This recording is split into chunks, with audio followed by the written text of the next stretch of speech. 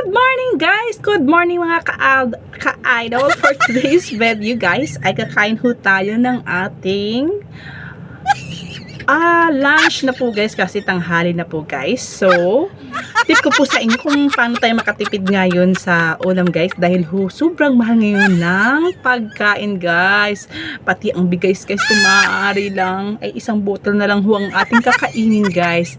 At ito ang ating ulam guys, tuyo guys. So, ito yung magandang tip guys para tipid na tipid guys, hindi po yan mauubos guys. So, tara, kain na guys.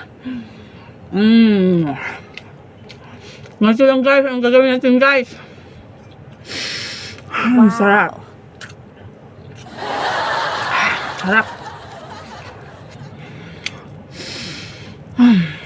Sarap mo na ulam ko. Tuyo guys.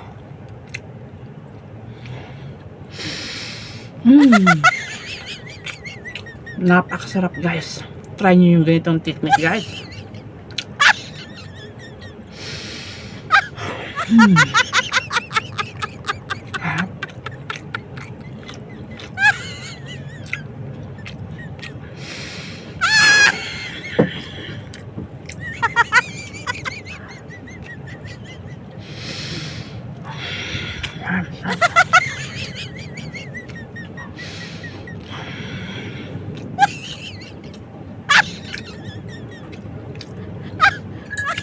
May kape nga pala ako dito guys.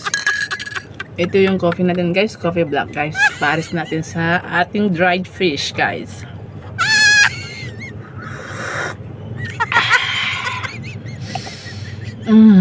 Ang bango ng tuyo guys. At napakasarap guys. Masarap to isaw-saw natin sa suka guys. Meron akong ginawang suka guys.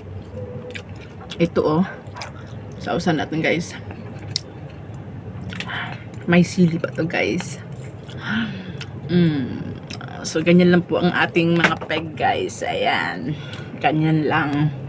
Nakakatipid to guys. Hindi talaga ito maubos kahit sa loob ng 1 month guys. Sarap.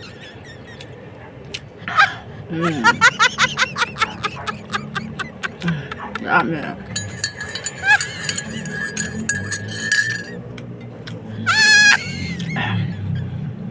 Wala na ho kasi akong trabaho guys, kaya magtuyo na lang muna tayo guys. At ito yung napaka magandang tip ko para sa inyo guys, para tipid na tipid ang ating ulam guys, dahil sa sobrang mahal ngayon ng mga bilihin guys. Naku, ewan ko lang kung saan tayo kukuha ng pera guys, pambili guys ng lechon pata. So wala tayong ganun guys, kaya ito na lang muna ang tip ko sa inyo guys. Gandahan lang natin guys ang ating pag-amoy guys, para sulit ang ating pagkain guys, at mapaparami tayo ng kain ng rice guys.